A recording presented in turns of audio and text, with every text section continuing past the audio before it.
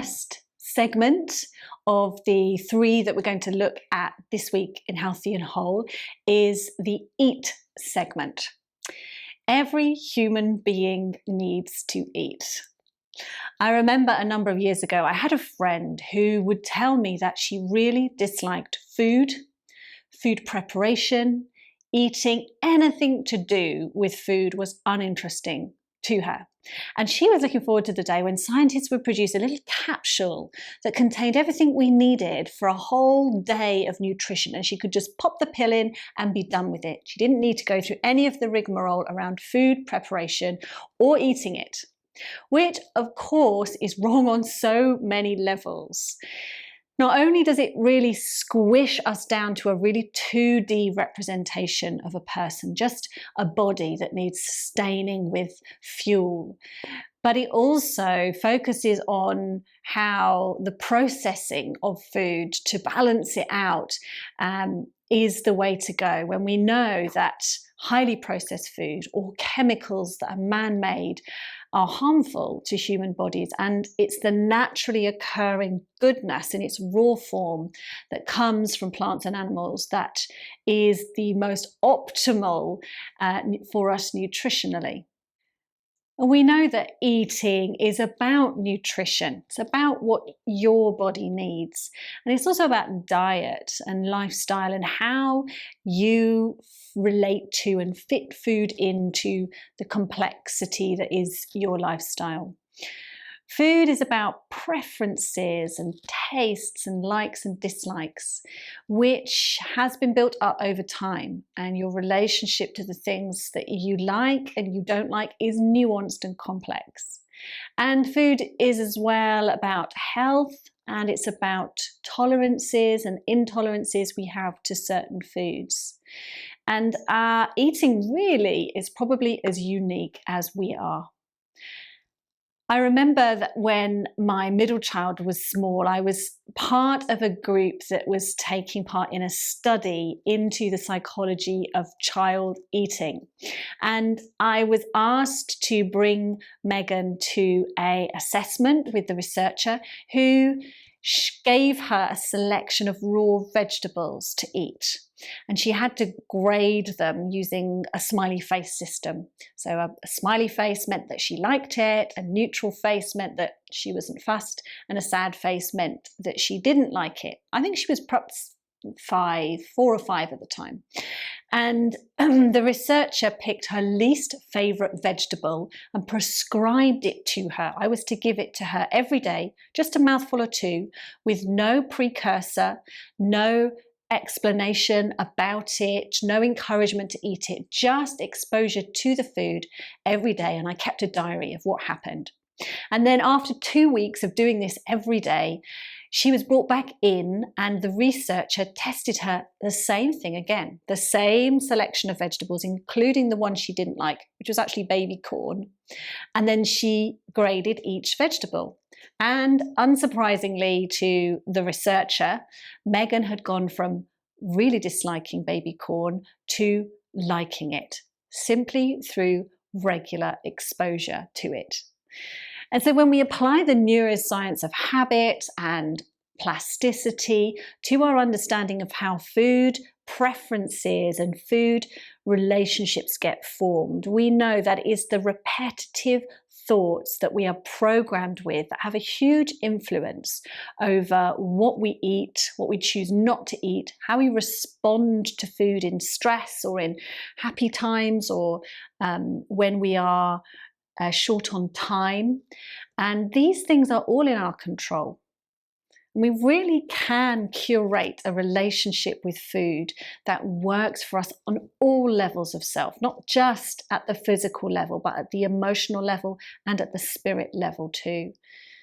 I'm a big foodie, and I am passionate about the experience of food and eating and the ways it is used to celebrate to bring us together so we share things, to support and encourage relationship development, as a ritual and as a practice, eating, but also as an expression. When we create a meal, there's some of us in that meal, and the flavors, the colors, the way it's arranged on the plate, and everything that goes with gathering with some other people to eat together. I am really passionate about us having as full and as rich experience of that as we can. As well, adding into that the understanding of which foods work well for us as a body, and which foods can nutritionally enrich us as well as delight our senses. So I'm really not going to be prescriptive in this little section about eating. I want you to forge your own path for where you're at right now, what's right for you, the next steps that you need to take. But I do want to offer you this. I believe that it's possible for you to have a reset on your eating if you want it at any point. It doesn't matter how many times you've tried diets and not succeeded, what your relationship and how destructive that relationship with food has been, or any of the experiences to date.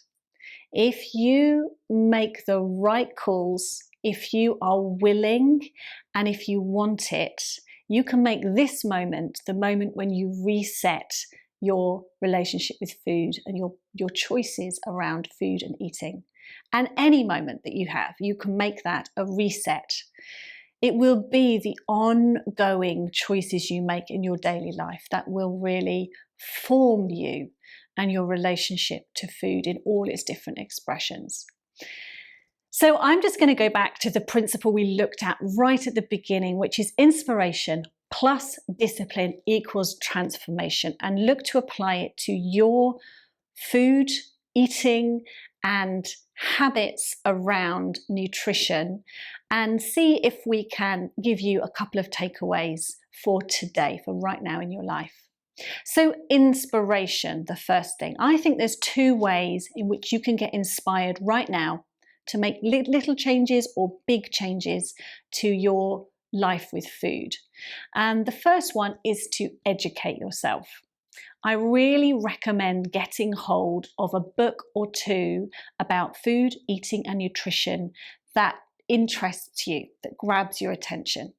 Now, there are so many. I'm not going to begin to recommend any to you, but I suggest that you start with something that is an inherent interest of yours, whether that is the paleo diet or intermittent fasting or low GI or low sugar or a Mediterranean diet or just eating the rainbow. There's so many helpful approaches to choosing what to eat.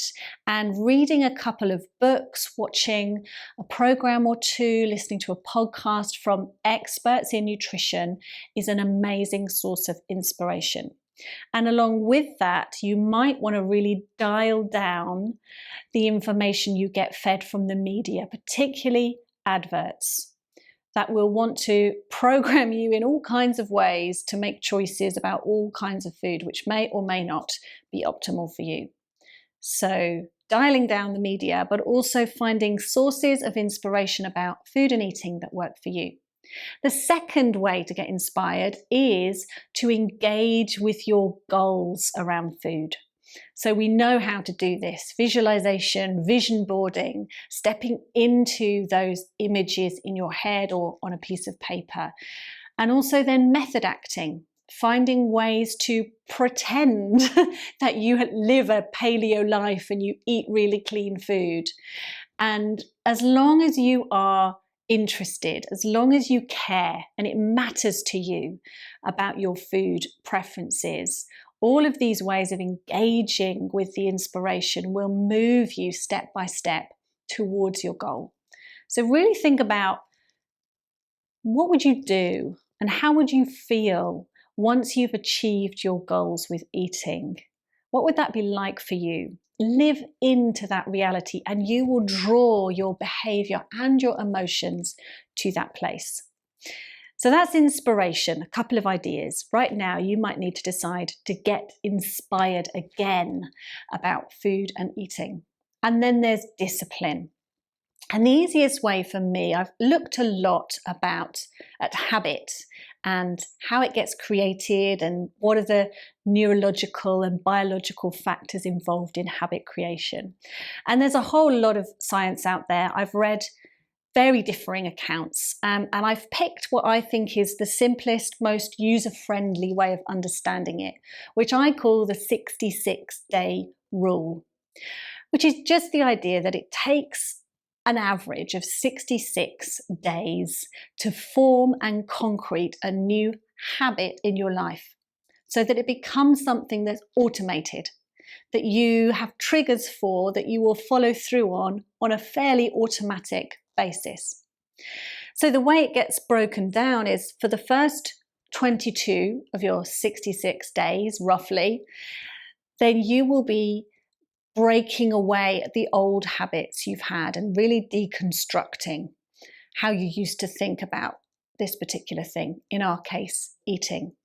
The next 22 days, you will be forming a new habit. That's both the thinking, the attitude, the behaviors, and the feelings and sensations that go with that. And then for the last 22 days, you will be cementing that process into your chemistry and your biology, so that at the end of 66 days, you have actually moved in all those ways. You're a different person to when you started, and it's actually difficult for you to go back and revert without another process of habit creation to where you were, which is so encouraging. And the times that I have done this successfully, taken a 66-day period and worked at a regular habit in small, repeated actions throughout those days, I know that it is possible to completely change how you think about something, especially if you're intentional about it and you follow the science behind that. I also know from having tried it that habit creation is not straightforward. It's often messy. It often comes with setbacks and disappointments. And that if I am gracious to myself and mindful, I can get through that process and really achieve what I've set out to achieve without so much of the aggro that can sometimes go with all of that. So, inspiration plus discipline equals transformation. And we know that formula can be applied to anything. So we've talked about food, and if this is an area of wellness that you know needs attention for you, then you can take away just one or two of the keys that we've talked about here and make a decision right now. Make yourself accountable to somebody else right now to start again, to wipe the slate clean and to make this an opportunity to reset your eating practices and your eating habits. And now we're going to look at the next of the 3 segments, which is move.